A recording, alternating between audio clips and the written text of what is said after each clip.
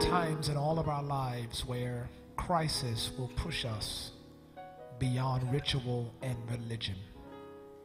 If you keep on living, there are going to be experiences, moments in your life like this, times where formality and fashion just won't do.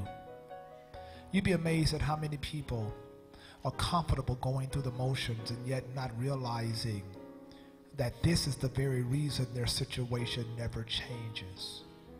People are often frustrated because they pray and they fast, but they don't experience the breakthroughs that they desperately need. One more thing to say to me. When I go home and I'm gonna break. Anybody here ever been there before? It's just so much pressure. You just feel oppressed by it. Can I tell you something? If you don't deal with this, you're gonna end up with the yoke. You know what a yoke is?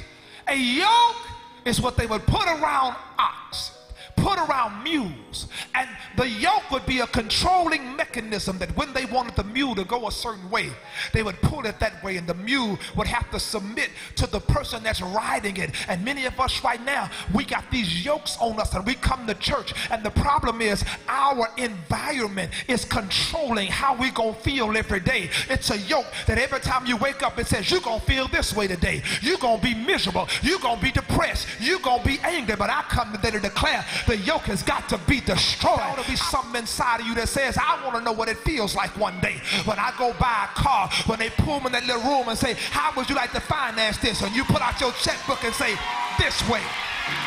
Yeah, I want to know what that feels like when my child gets ready to go to college and I ain't got to find loans to get them in school. I can say, that's what mom and daddy had to do. But baby, I'm blessed now. You just go on to school and don't worry about it. And I want to know what it feels like one day to see a single mother at the bus stop with 3 kids and pull my car over and say, take my car. I got another one at home. You can have that one. God's been that good to me because I want to know how it is to bless somebody else. Look at your neighbor and say, you better watch out when I get blessed.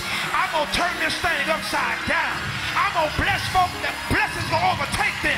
Everywhere I go, folk will be happy to see me come. I come to speak over your life today to tell you that God says he's getting ready to bring you out of this. Somebody shout, I'm coming out of this. And I'm looking for some folk with some faith today that don't need nobody else to do it for you, but that's got enough faith over your life that you can lay hands on yourself, that you can put your hand on your own head and say, devil, you coming out of my mind. Devil, every thought, every imagination, every high thing that exalts itself against the knowledge of God, I come to cast it out now. I come to cast out depression. I come to cast out low self-esteem. I come to cast out the spirit of suicide in the name of Jesus. And I declare thou will keep me in perfect peace, whose mind is stayed on thee. To view this message in its entirety, please log on to www.mountzionanywhere.org.